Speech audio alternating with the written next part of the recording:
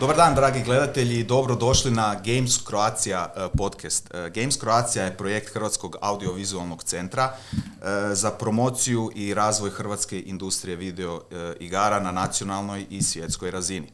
Ova inicijativa okuplja ključne ljude hrvatske industrije video igara. Partneri projekta su CGDA, Hrvatski e-sport savez, Reboot i gaming inkubator Pismo. Cilj ovog podcasta je da bude platforma za domaće proizvođače video igara i ostale aktere u hrvatskoj industriji video igara za razgovor o relevantnim i aktualnim temama koji se tiču ove industrije. Danas nam je tema obrazovanje u industriji video igara u Republici Hrvatskoj i sa mnom su ovi prekrasni gosti Ivana Matanović, Dominik Cvetkovski, a.k.a. Cveki, i Tomislav Ples. Dobrodošli, ljudi. Bog, bog. Kako ste? Bog. Evo, na ovaj muran dan, jako dobro. Dobro, opušteno. Lagano. Idemo se dotaknuti, spremni. Idemo se dotaknuti malo teme zbog kojih smo došli, ali za početak možete li ukratko, ja sam vas predstavio, možete predstaviti tko ste, koja je vaša uloga u hrvatskoj industriji video igara. Evo. Vidim da gledaš u mene, pa znači da u mene krećete, jel? Da mi imaju prednost. Da mi imaju prednost, evo. Lijep pozdrav svima. Kao što ste čuli, moje ime je Ivana Matanović. Ja dolazim iz regionalnog koordinatora Sisačko-moslavačke županije, javne ustanove u kojoj sam zamjenica našoj ravnateljici Andreji Šeperac i kroz tu javnu ustanovu zajedno sa razvojnom agencijom Simora mi upravljamo inkubatorom Pismo, poznatim gaming inkubatorom u Hrvatskoj.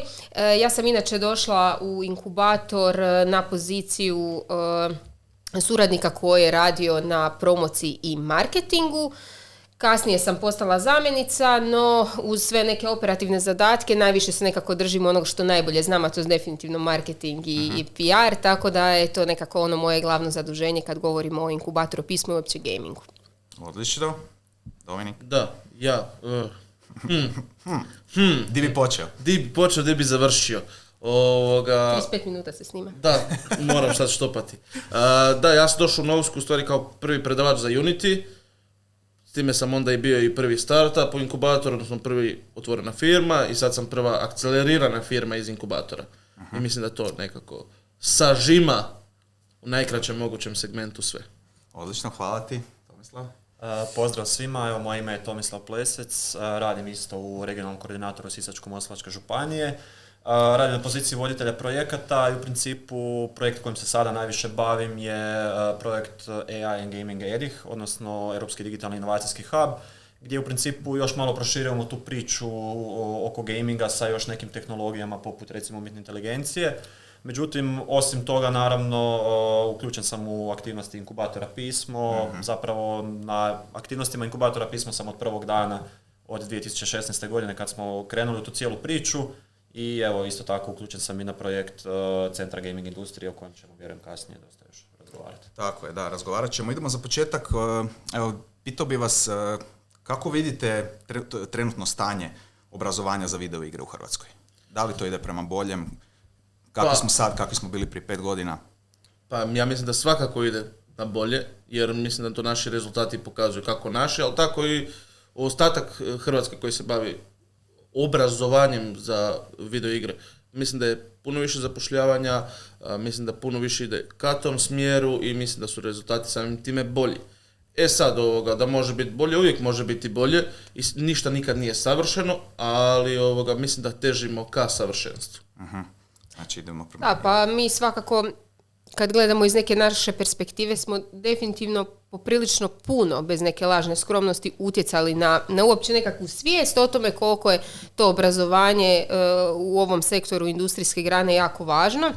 I pokretanjem naših 6-mjesečnih edukacija za učenje rada u programima Unity i Blender, kasnije Unreal Engine, sve to nekako dovelo je do otvaranja srednjoškolskog zanimanja tehničar za razvoj video igara. U budućnosti očekujemo naravno i studijski program, ali definitivno prije 6-7 godina ne bismo sudjelovali na ovakvom podcastu jer zapravo ne bi imali o čemu razgovarati kad govorimo o obrazovanju. Bavili su se, uglavnom se radilo sve na nešto puno manje. Mi smo svi u više manje industriji su samo obučeni, a i sama ideja pisma kad se krenulo stvarati je bila ključna stvar šta treba u ovoj industriji, trebaju obrazovani ljudi koji to znaju raditi, da kada završe tu neku edukaciju su spremni sjesti i otići negdje raditi.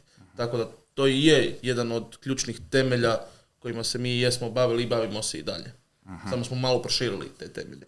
Ok, što se tiče inkubatora Pismo, idemo za početak se dotaknuti, Tomislav, ovo je pitanje za tebe, kako, kada i zašto je krenuo uopće inkubator Pismo? Pa evo, moramo odvrtiti film tamo još do 2016. To sad malo djeluje i davno, s obzirom da smo ušli u 25. Dakle, Sisačko-moslavačka županija još uvijek se oporavlja od one krize koja je krenula 2008. Općenito i mimo te krize ekonomska situacija nije baš bila nešto bajna. I tu zapravo u našoj razvojnoj agenciji rodila se ta ideja da pokrenemo nešto novo, dakle da nađemo neki novi razvojni smjer kojim bismo jednostavno na neki način preokrenuli te negativne trendove. Prije svega zapravo htjeli smo zaustaviti odlazak mladih ljudi, mladih obrazovanih ljudi i zapravo htjeli smo ponuditi nešto tu u našem kraju, u našem području što ne uključuje Zagreb, znači dosta mladih obrazovanih ljudi nam je odlazilo u Zagreb i u inozemstvo, htjeli smo znači dati mogućnost da ljudi rade ovdje doma praktički nešto i tu se rodila ideja zapravo za ovu industriju, za gaming i poklopile su se neke stvari, prijavili smo natječaj, prijavili smo jedan projekt na natječaj Europske unije gdje smo rekonstruirali dvije oronule, gotovo ruševne zgrade u Novskoj koje su onako kapacitetima odgovarali otprilike onome što nama treba. I to je to, i tu se pokrenula ta priča, to se sve nekako zakotrljalo vrlo brzo, bilo je dosta onako i skepsa u početku, pa šta sad, kakav gaming, otkud sad to u toj cijeloj priči, mi smo navikli na metalnu industriju, na drvnu, na te sve neke tradicionalne, ali radili smo od početka na, ajmo reći, podizanju svijesti i malo po malo ljudi su počeli shvaćati da to je nešto ozbiljno, a za to vrijeme, dakle, dok su se te zgrade obnavljale, to je dakle trajalo tamo negdje do kraja 2019. Mi smo već krenuli sa ozbiljnim aktivnostima, pokrenuli smo dakle i te naše edukacije što je Ivana spomenula iz Blendera i Unitya, a isto tako počeli smo se pojavljivati i na Rebootu i tu smo zapravo počeli shvaćati da postoji veliki interes za ovo i na kraju, nakon što smo otvorili te zgrade, već smo imali educirane prve generacije i počele su se prve firme otvarati i nekako se to sve samo nastavilo i zapravo sad gledamo kako još proširiti. Kakav je osjećaj sad u 2025. kad si već spomenuo 2016. Da je krenulo, gdje sigurno, mislim, bilo je zainteresiranih ljudi, ali bilo je onak, kao što si rekao, sad kakav gaming. Pa je, da, bilo je puno prepreka na putu koje smo mi morali na neki način preskočiti i sad kad odvrtimo film natrag vidimo da je to stvarno velik posao odrađen. I da se isplatilo. Isplatilo se, da. Dobro, koji su glavni ciljevi inkubatora Pismo? Već si tu spomenuo, ali... Pa glavni ciljevi inkubatora Pismo su uz edukaciju, dakle obučavanje kadra koji će biti spreman ući u gaming industriju i raditi, je naravno da mladim poduzetnicima, odnosno startupima, pružimo pozitivno poslovno okruženje. Dakle, oni kod nas imaju cijenu najma izuzetno nisku, režijske troškove izuzetno niske, isto tako omogućujemo im po jako jeftinim cijenama da u najam uzmu opremu koja im je potrebna za rad. Isto tako mi smo kupili niz ondje specijalizirane opreme koja baš služi testiranju videoigara ili im omogućuje da neke procese ubrzaju putem koristeći određene strojeve, sada ih ne nabrajam, ili naše studije. Isto tako cijelo to vrijeme od kad je inkubator pokrenut pa na ovom mi smo tu opremu ulagali, uvijek dolazi nešto novo, uvijek stiže neka nova oprema koja im može pomoći i dakle uz sve to mi im pomažemo i ovoj nekakvom, neću reći knjigovodstvenom, ali možda i u tom dijelu jer mladi poduzetnici imaju problema i s vođenjem uopće svog poslovanja i tako dalje. Isto tako omogućujemo im i da su na neki način na izvoru informacije, što mislim da je kad si mladi poduzetnik jako važno, tako da oni uvijek prvi saznaju koji su natječaji otvoreni, oni prvi mogu iskoristiti određene mjere koje su ili Hrvatska ili Europska unija ponudili, mogu sudjelovati u nizu naših aktivnosti, odnosno edukacija koje mi provodimo po pitanju nekakvog njihovog i osobnog i poslovnog razvoja. Ti polaznici koji su već završili edukaciju u inkubatoru, Otvaraju oni svoje firme, pronalazili posao jednostavno, koji je feedback? Pa ovako, da, ili idu na samozapošljavanje i idu pokušati nešto svoje, ili idu traže posao u industriji. Sad, određeni dio samozapošljavanja idu u tom segmentu da praktički idu samo legalno raditi freelancing i raditi u stvari outsourcing.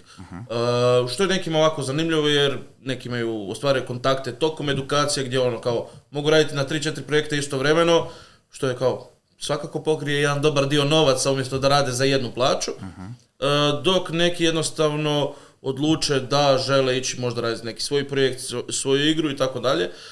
S time da ih ja tokom edukacije educiram i navodim ka tome da svakako ne računaju odmah imati da idu raditi svoju ideju, već da računaju raditi neke sa strane projekte za klijente, rađe napraviti prvo manje projekte i tako dalje, da imaju šta pokazati i portfolio, da mogu doći.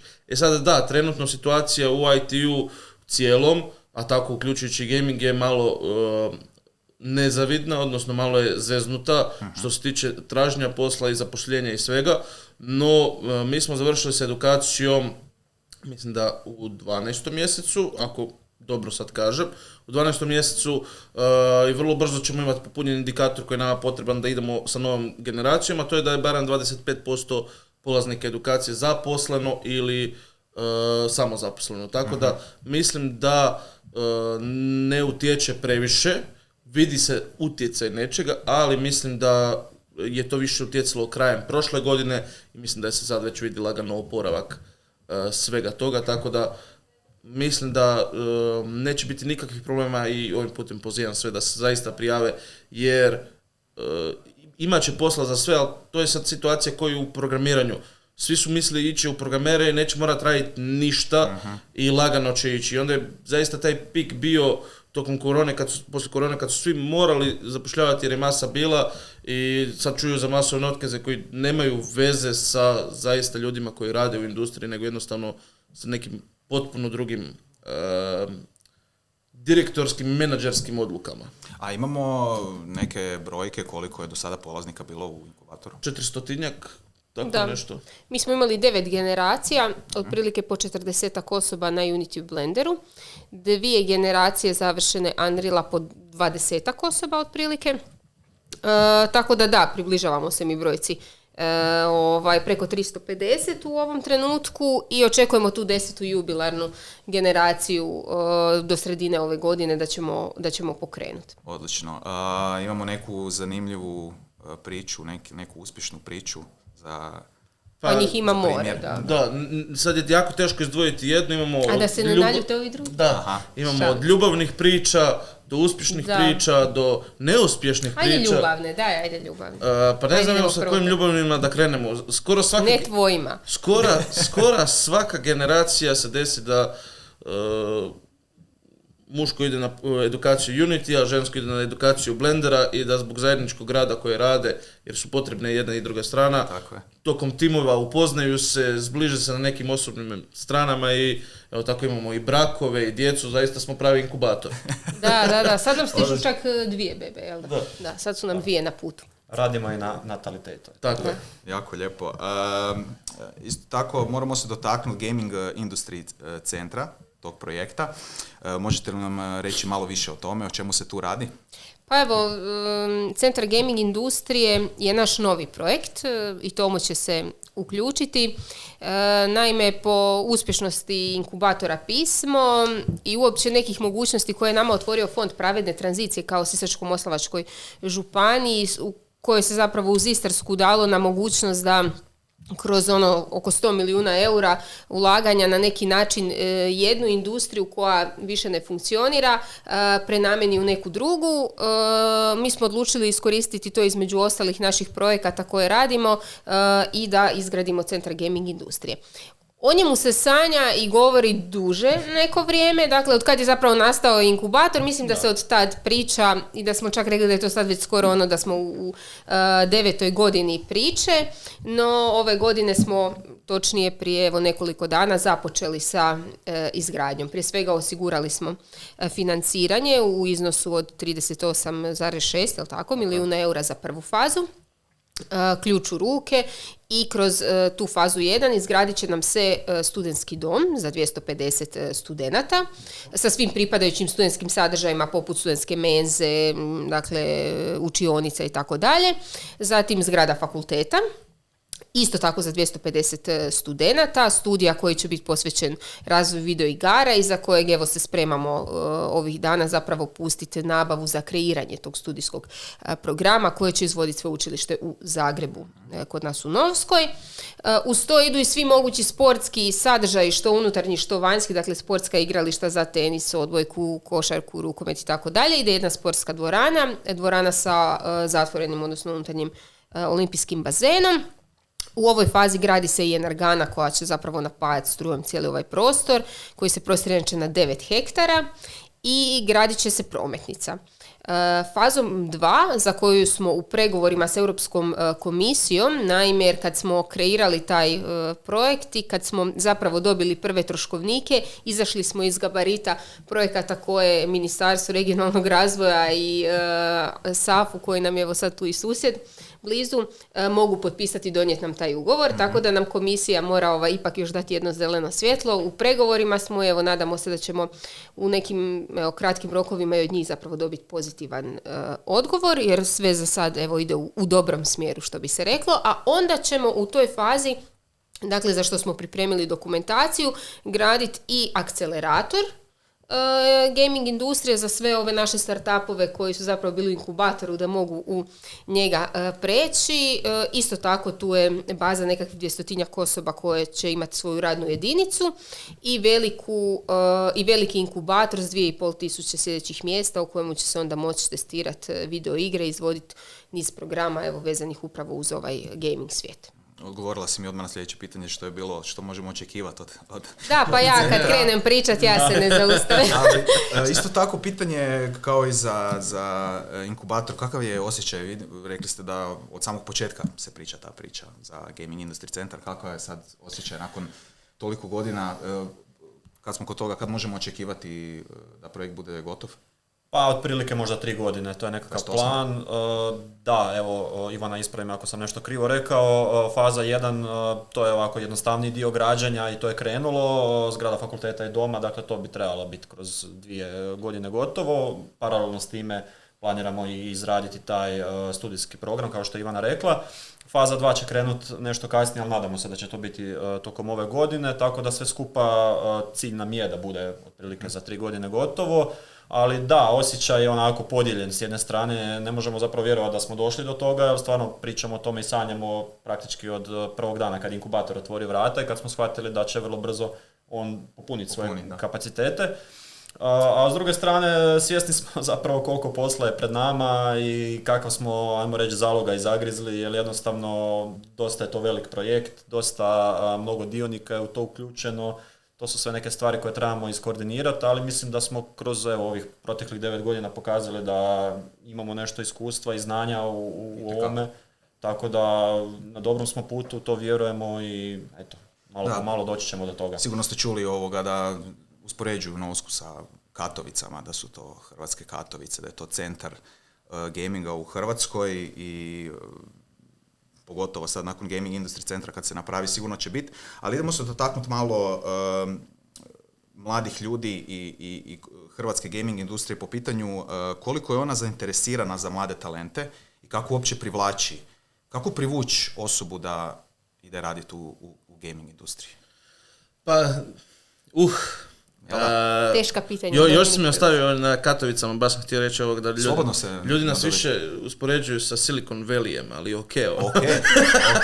Ja sam više u ovom svijetu e-sporta, pa zato. Ali dobro, šalu na stranu. Ja zaista mislim da se ljudi ne treba uvlačiti u gaming industriju, ljudi su zaista već unutra. Znači, zaista djeca, pa i od mog rođenja, a kamoli ovoga još mlađi, od kad se rodi ti si već u igrama. U video igrama. Jesi ili nisi, a? Tako je. Jednostavno jesi u video igrama i onda to ide i samo je pitanje da li će se u tebi pobuditi u jednom trenutku kako su to radili. Kako je neko ovo napravio.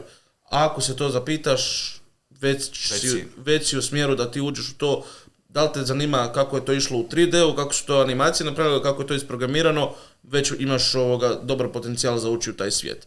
Tako da, za dovlačiti, mi zaista nikad nismo imali problema za dovesti ljude. Mi isključivo smo imali već vrijeme, ali prošlo je, nemamo više toliko sad problema s time da ljudi kad dođu da shvate da to nije igranje igara. Ali mi zaista više nemamo sad toliki problem s time. Mi možda imamo jednu osobu na njih 40 koja dođe, koja ima to mišljenje. Prije ih je bilo 39 koji su mislili to, jedna koja je znala da to nije sam tako. Tako da mislim da je zaista i cijeli utjecaj, cijele industrije već to lagano objasnio i sa ozbiljnim projektima koji iz Hrvatske dolaze da to nije čisto bazično igranje igara. Tako da nema problema s time. Sad kako da firme dovuku talent, to je jako teško pitanje. Ja moram se pohvaliti da ja nemam problema s time, pošto sam na nekom izvoru mladih talenata, posebno kako i vodim taj dio i gledam i sve, i onda znam kada ljudi završavaju edukaciju ko valja i onda kao, hoćeš doći raditi. I tako da je to jako, jako dobro, ali također mislim, velika količina kolega iz industrije mene nazove i kaže, Cveki, treba mi takva i takva osoba. Ja onda pitam, jel treba ima ta i ta znanja? Ako da, onda ja već imam popis ko je slobodan ili ko je potencijalno otvorio, samo zaposlio se, pa onda ja im ima obrt, možeš ga outsourcati, možeš ih angažirati za neke stvari. Tako da, mislim da taj dio nije problem, ono što je naravno problematika kako kod nas, ali mislim u svim industrijama, znači ljude sa puno godina iskustva i sa puno znanja. Ja, klasika. To je, mislim, to je problem i sa majstorima i sa nama, tako da ako se traže mladi talenti, to se može naći. Veći je problem što dobar dio industrije i dalje nema želju dati šansu mladoj industriji, odnosno mladim ljudima. To je puno veći problem koji mislim da se lagano rješava, posebno sad s time, ja sam to moram spomenuti, ne znam, mislim da Ivana se neće ljutiti zbog toga što ću ja to sad spomenuti. Saznat ćemo poslije ovog razgovora. Postoji jako puno mjera od Zavoda za zapošljavanje. I zaista jako puno firmi u gamingu znam i u IT-u koji su uzeli mlade ljude pomoću te mjere i onda su vidjeli kao pa ovi ljudi zaista vrijede i onda su ih nastavili i zadržali ih zaposlenima. Znači nije samo bilo da ih uzmu pa da iskoristite novce godinu dana i onda ih odbaci, nego zaista vide ovi ljudi zaista znaju, samo su trebali im pružiti tu priliku, a niko nije htio riskirati svoje novce za pružanje te prilike. Tako da mislim da su i te mjere bile zaista, i još uvijek jesu zaista jako dobre. Tako da, Ivana, hoćeš li me ubiti? Ne još. Ništa. Ne još. Kamere su uključene. Vidit ćemo poslije. Dobro, Dominik definitivno ima, na izvoru je talenata. Mi pokušavamo različitim nekim metodama privući ljude, dakle, koje i naši start-upi zapošljavaju i uopće stvoriti, dakle, u samoj Novskoj nekakve mjere koje će ljudima omogućiti da ostanu u samom gradu. Dakle, jedna od takvih mjera je upravo ova Novska je moj dom, gdje je grad Novska omogućio kupnju nekretnina ljudima, odnosno sufinancira im kupnju nekretnina, neovisno da li je to prva, druga ili peta nekretnina, ali nekretnina kojom se rješavaš stambeno pitanje. I evo, to je recimo jedna od mjera koja je omogućila da ljudima da i zaposle nekoga, da im ti ljudi imaju mogućnost gdje će živjeti, da tu mogu ostati, da imaju nekakav trajnu sigurnost u njih. Tako da niz je tih nekakvih elemenata koji mogu dovesti do toga da talente zadržimo. Uh-huh. A kad smo kod talenata i vještina, koji su najtraženiji? Koji je najtraženiji skillset? Trenutno? Da. Nemam pojma. Ne znači, nemam zaista ovoga... Šta bi rekao? Evo, nisam pratio sad zadnje vrijeme. Polazniku šta da se, kako da to kažem, na šta da se fokusira? Pa prvo, što bi mu bilo najisplativije? Mislim da ovako, ako se brine da će mu AI ikada uzeti posao, onda da se fokusira na VFX. Znači, ako se ikada sekira da će mu AI uzeti posao, onda vizualni efekti. Zašto? Zato što obuhvaća segmente od znanja rada u engine-u, od znanja da moraš to iz 3D modelirati, da možeš to nacrtati u 2D ako su onda 2D vizualni efekti i onda to sve mora biti animirano. Znači, to su 3 grane koje moraju biti komplementarne da bi se to nešto. Tako da ako se neko jako sekira s tome, to je recimo jedan smjer. Ako se ne sekiraš s time i znaš da ti je AI samo alat, onda šta god izabereš, samo moraš ući u to. Nije dovoljno, to je ono što ljudi griješe, mislim, ali to je zaista, opet ponavljam još jednom, sa svime, da ti odeš sad na fakultet i ideš za doktora. Znači ti nećeš naučiti raditi taj posao samo na tom fakultetu. Tako. Ti nećeš naučiti raditi, odnosno naučiš raditi video igre kod nas, ali nećeš biti majstor za to samo nakon naše edukacije. Ti moraš sjediti doma, raditi još. Mi zato imamo jako puno materijala koje damo polaznicima da sjede i uče. Ali ti ako nećeš potrošiti i živjeti taj život, ako ti nećeš 24 sata dnevno živjeti svoju industriju, barem dok ju učiš, ti nećeš biti jednostavno vrhunski u tome i tebe će, bilo ko drugi će te zamijeniti, bilo kakva promjena na tržištu će te izbaciti iz takta. Tako da... Spomenuo si da ako imaju neku svoju ideju, bolje da ju pričekaju s njom i da krenu raditi. I ne, to je jako sad zeznuto. Ja jako puno njih podupiram za time da idu onda raditi nešto što će im sada donijeti novce. Zato jako dugo traje da neko onda napravi nešto jer svi krenu onda za novcima, ne za nečim takvim. Tako da možda to i je jedna od mojih greški koje sam ih neću navoditi, ali rađe da nisu kruha gladni nego da idu nešto tako probati. To je bila moja logika. No, neovisno o tome, ono što je svakako savjet, da prvi projekt koji su si stavili na pamet da misle ga raditi, da ga prekriže i da ga uzmu 10 puta lakše od toga. Rađe imati 3 fina, lijepa, u godinu dana recimo da si uzmu sad vremena, bilo tko, nebitno, niti sa edukacije ili bilo ko od slušatelja i gledatelja. Rađe da si uzmu godinu dana i naprave 3-4 lijepa projekta koja mogu pokazati sa čistim kodom, sa lijepim artom, sa svime, ali da su od A do Ž napravljeni, nego da su za vikend proveli, nešto pokušali pa to onako bez veze izbace, kao nešto su probali, ili da potroše 2 godine svog života za nešto što nisu jednostavno na toj razini da to naprave.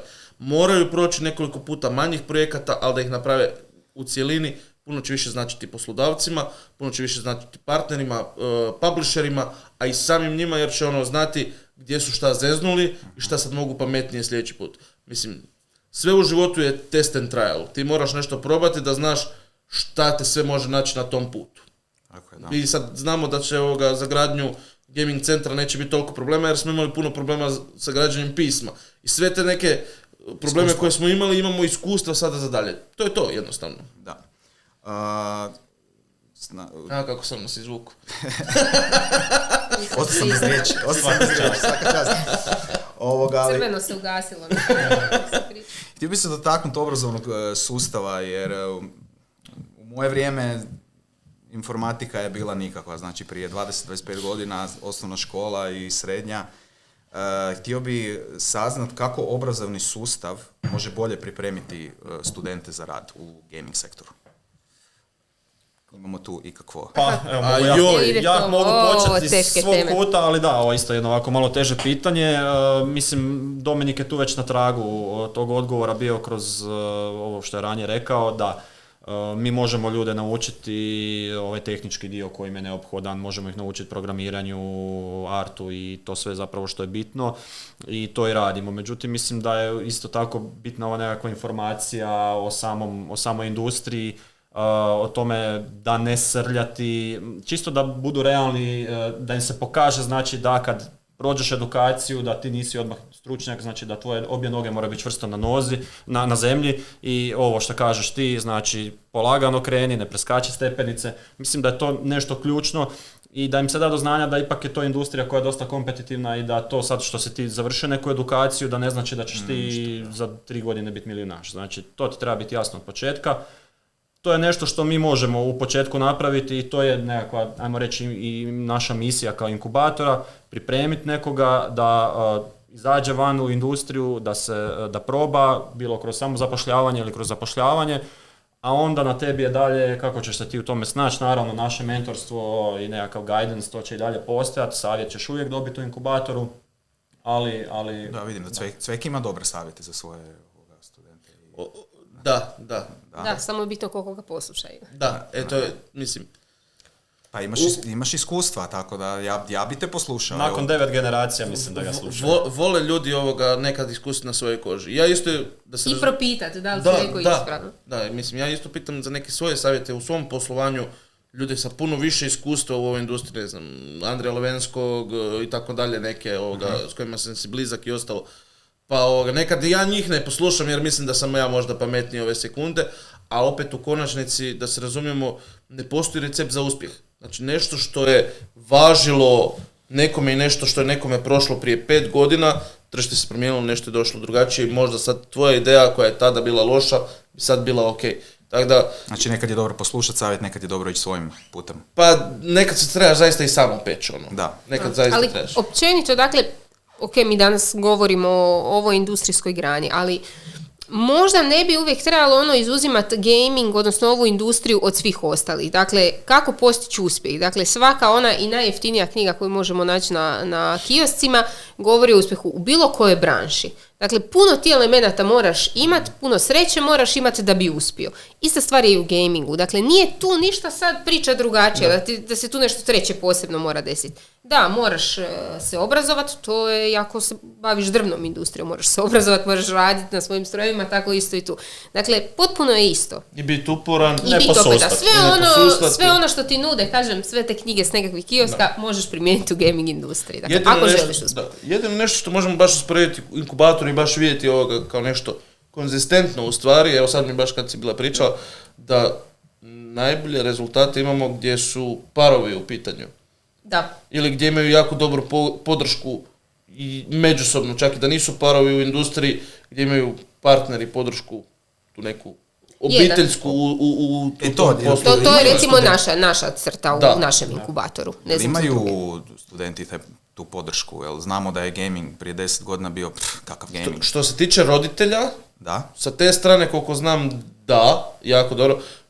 Baš mi je ostalo scena kad smo imali prvu generaciju srednjoškolaca, ili drugu, nemam više pojma koja je bila, da li u Sisku ili u Novskoj, nisam više ni siguran, pa je bilo na jednom prilogu gdje je baka jedna vikala unuku kao idi na kompjuter, jer više nije samo kao pokvarit ćeš oči, nema kruha bez motike i tako dalje.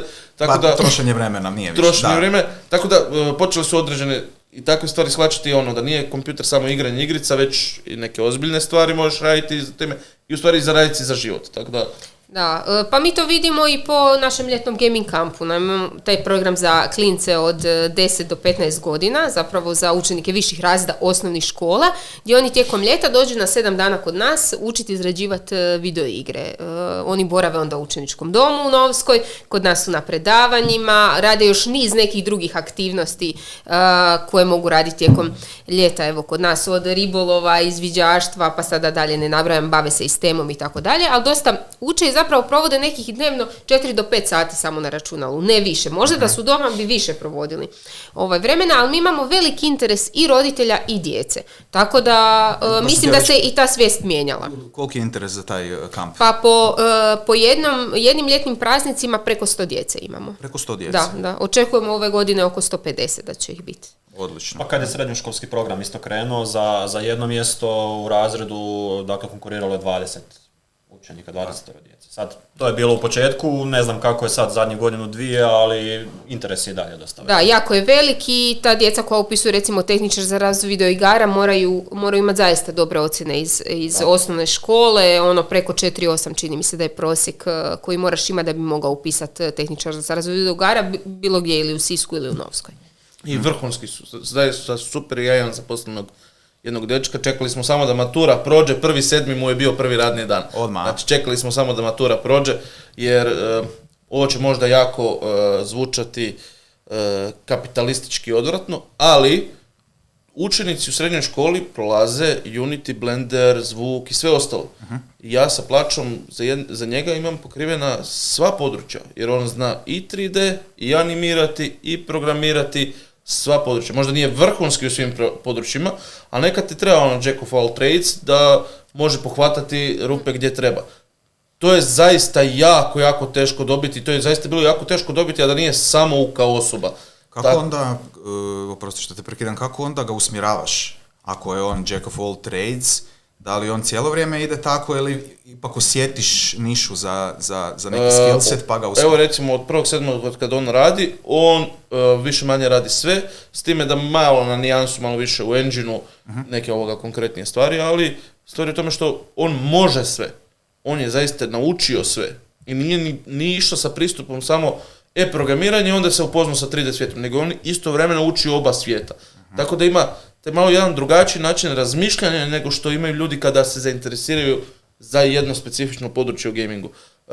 To recimo mi na našim 6-mjesečnim edukacijama nemamo, jer nama dođu ljudi koji onda uče isključivo Unity ili uče isključivo Blender ili na 3-mjesečnima uče isključivo Unreal Engine.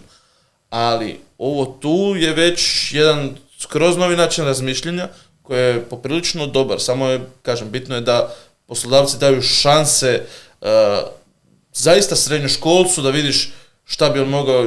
Mi kad imamo game jamove, suci kad dođu, žiri kad dođe iz cijele Hrvatske iz industrije, ostanu iznenađeni sa radovima šta srednjoškolci uspiju napraviti i to ono u 2., 3. razredu srednje škole, da su to ono vrhunski developeri. Onda se uvijek naravno pita ko je u timu napravio najviše, da se odmah već počne gledati sljedeće godine, da se opet poprati, ali ta osoba još kapetan tima, tako ajmo reći. I onda da se ta osoba odmah uhvati poslije srednje škole praktički. Ajmo se malo dotaknuti Game Jama, dobro ste me podsjetili. Bio sam prije par godina kod vas. Kako napreduje Game Jam? Pa dobro, evo ove godine smo imali opet 100-tinjak natjecatelja. Inače, natjecanje se odvija krajem siječnja, od petka do nedjelje. Cilj je 48 sati na zadanu temu timski izraditi video igru.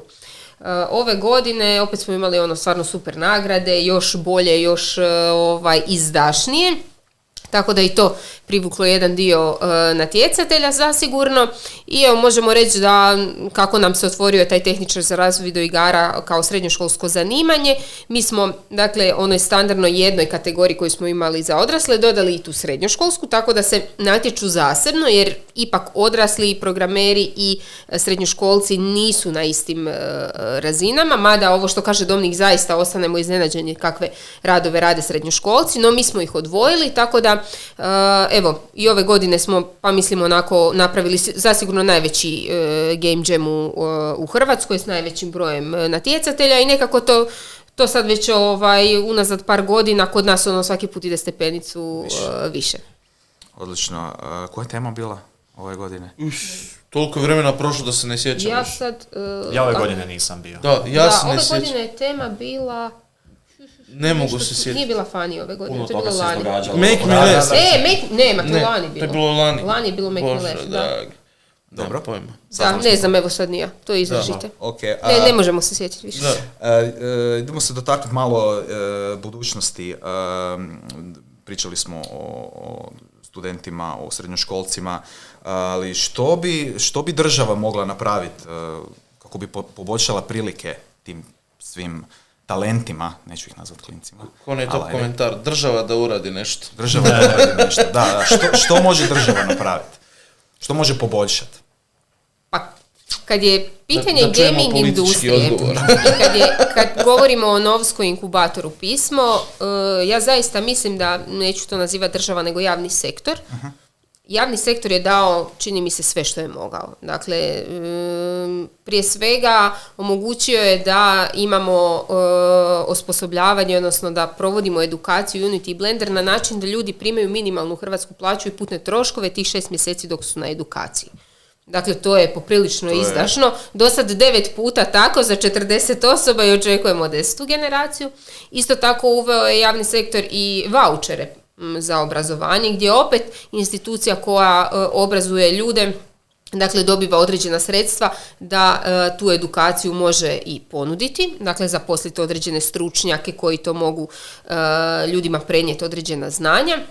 Javni sektor je omogućio uopće tu podršku start-upovima, dakle da kad krenu u razvoj svoje poduzetničke ideje dobiju određenu svotu novca, a mislim da se radi sad između 10 i 15 tisuća eura u iznosu, pa onda na to još grad Novska dodaje 4 tisuće eura. Dakle, skoro nekakvih 20.000 eura možemo reći za nekakav start poslovanja.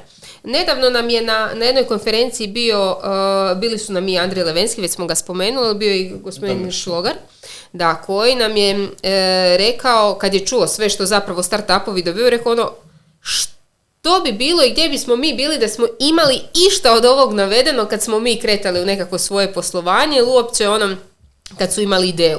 Levenski više puta istaknuo to kod nas da kako je on krenuo i što su oni imali za uzlet. Dakle, i rekao maksimalno ovo koristite jer ovo je definitivno super. Tako da, što se tiče Hrvatske, mislim da tu stvarno možemo reći da je javni sektor dao puno. Posebice evo iz neke naše perspektive, s time da veliku većinu toga ne može koristiti samo Novska, dakle može koristiti cijela Hrvatska, da se mi razumijemo, a ne samo nije to na nas lokalno orijentirano. Tako da tu je bio zaista niz mjera, naravno. Ima još dodatnih stvari poput HAVC-a, Ministarstva da. kulture, koji zaista podupiru kreativne industrije.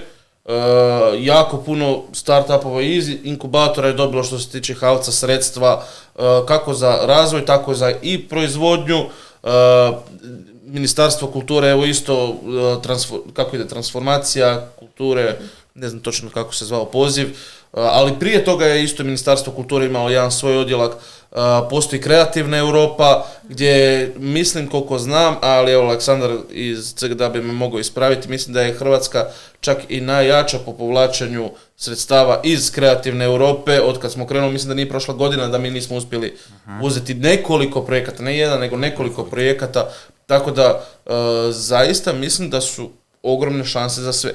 I to, jako bi sad volio ispraviti zbog potencijalno nekih komentara, ako se prijaviš na HAVC ili prijaviš se na Kreativnu Europu i ne prođe, nitko te ne mrzi.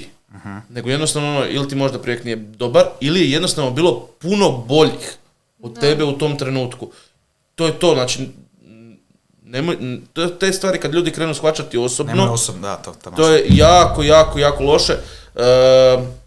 Ono što jako ljudi griješe, i to jako se vidi kod nas u industriji baš specifično, ne znaju istestirati svoju ideju i ne znaju uopće pitati, nego pitaju mamu, tatu i prijatelja. Daj, nađi nekog skroz neutralnog, piti ga šta misli o tome i kad ti kaže da je, neću opet psovati, ali da ne valja, poslušaj možda to ima neki svoj razlog zašto. Tako da mislim kako je Ivana rekla, i Europska unija i državne, ali i lokalne zajednice, kako u Novskoj, tako i neke druge lokalne zajednice, evo recimo, mislim da ima informaciju da i Rijeka podupire da se napravi neki projekt vezan za videoigru i tako dalje. To su jako dobre stvari i mislim da zaista nešto više tražiti od toga je lagano suludo. Da. Ja bih se samo nadovezao, mislim, uz sve ovo što ste nabrojali, ipak podsjetio bi na taj naš projekt Centra gaming industrije gdje se radi o ulaganju od 38 milijuna eura javnog novca, samo za prvu fazu, faza 2 bit će otprilike isto možda na toj razini, tako da tu isto imamo i veliku podršku i Europske unije, znaju jako dobro u Briselu o tome kakav je to projekt, što se tu radi, tako da sa svih razina je podrška tu, mislim da je to isto dosta bitno za spomenuti, jer to je infrastruktura koja ne samo da će biti lokalnog značaja, već ja bih rekao da će nadići granice Hrvatske. Odlično, znači dotaknuli smo se državnog, to jest javnog sektora, a što može privatni sektor?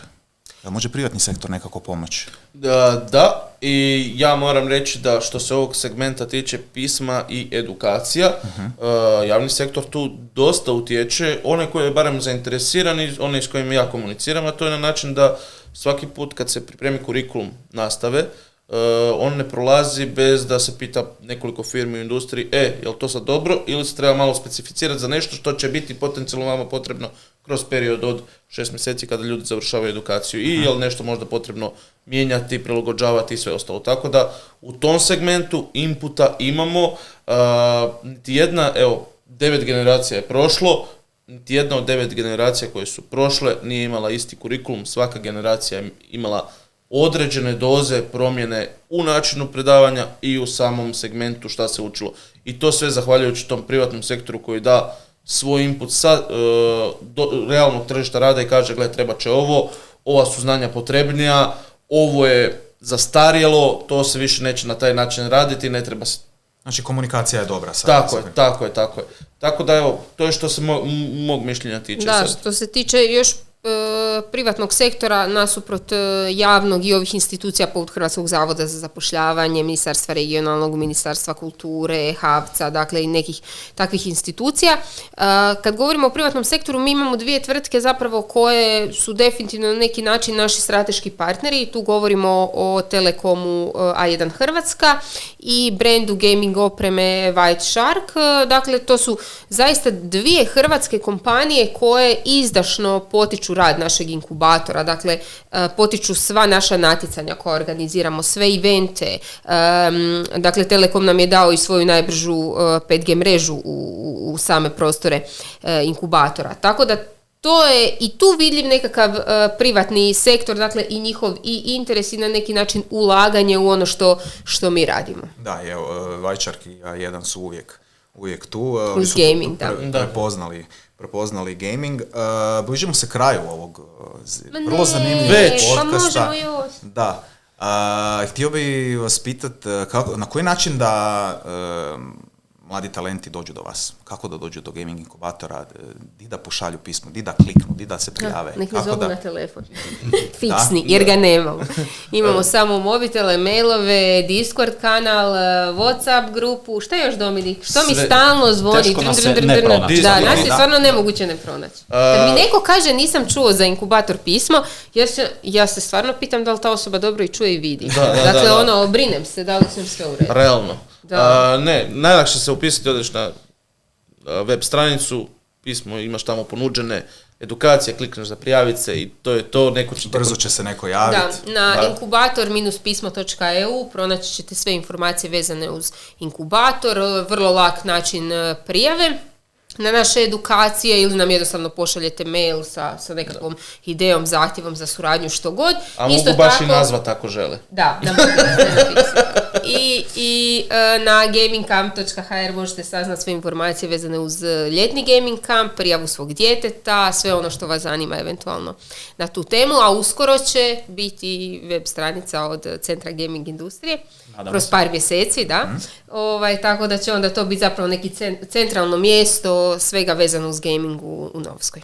A uz to sve naravno uvijek svako je dobrodošao doći u Novsku, to isto nam nije strano ugostiti razne i delegacije i firme. Da. Oko 4000 nas ljudi godišnje posjeti. Godišnje. Odlično. Da, dragi gledatelji, slobodno se javite, slobodno im odite u Novsku, dođite u Novsku i bio sam tamo, jako ste friendly, jako ste simpatični, jako ste radišni. To Slavonci, pa to je tako. Da, to je tako. Imate za napomenuti nekakve planove za budućnost? Pa šta da ti još kažemo, dobili smo 308 milijuna koje sad trebamo potrošiti, dakle još ćemo toliko dobiti. Osim toga, da li imamo... Onda šta još da radimo? Pa mi stvarno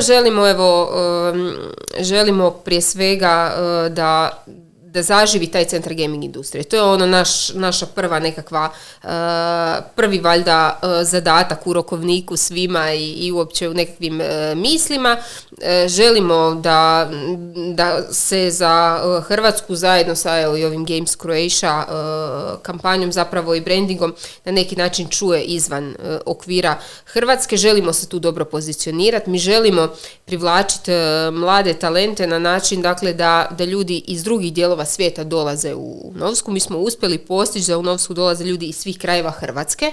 Uspješni smo u tome i evo, želimo sad to prenijeti nekako izvan hrvatskih granica. U pripremi imamo neke programe koji će upravo to omogućiti. Tako da evo, to je nešto što još nećemo otkrivati, ali pripremamo i kroz neko... To će kroz neko vrijeme isto tako zaživjeti, a paralelno s tim zapravo želimo da naši postojeći start-upovi budu što bolji, nastavit ćemo ulagati u njih, nastavit ćemo im pomagati u, promociji, recimo kad izbace neki svoj proizvod. Ja moram reći, ova godina, odnosno prethodna, sad smo već u koji je danas datum, sad smo već u ožujku. Prošla godina za nas bila izuzetno uspješna. Dakle, van je izašlo nekoliko igara koje su i dugo očekivane i izuzetno popularne. Godinu smo zapravo završili sa Go Home Many i njihovim izlaskom na Steam. Dugo smo ju čekali, to je igra koja je dobila izdavača izvana, dakle zaista jedna dobra priča i s njom smo završili prošlu godinu. Vjerujem da će neke nove priče i novi uraci naših startupova biti upravo i u ovoj godini, ali to je ono što je nekako osnova našeg, dakle da se širimo, da rastemo i brojem startupova, ali još bolje njihovom kvalitetom rada. Jer danas u inkubatoru imamo preko 70, gotovo 80 startupova. Dakle, nama nije više važno da mi imamo 100 ili 200 startupova, koliko je nama važno da raste njihova kvaliteta. Da, tako da evo, to je nekakav naš moto u ovom sljedećem razdoblju. Ovo si lijepo zatvorila, ja ne znam više šta bi rekao, ja sam htio zatvoriti ali emisiju, ja sam ti inače voditeljica često. Ja stalno imam tu potrebu da ja pitam nekoga, kužiš. Vidim da ovo je bilo jako ne mogu dobro. bez toga. Evo za kraj, ako imate nešto za nadodat na sve ovo, ili poruku nekakvim budućim talentima. Nakon ovoga što je Ivana rekla, sve više od toga je suvišno. Slažem se. Ja se isto slažem sa Dominikom, ostavimo to na tome i to je to. Evo, hvala vam lijepo na gostovanju, bili ste odlični. Hvala tebi na pozivu. Ne. Insistiram. Dragi gledatelji, hvala svima što ste gledali i slušali ovu epizodu Games Croatia podcasta. Zapratite im društvene mreže za najnovije epizode i sve vijesti vezano o Games Croatia projektu. I naravno za više informacija zapratite im društvene mreže i web gamescroatia.com. Hvala svima i do sljedećeg susreta. Bok.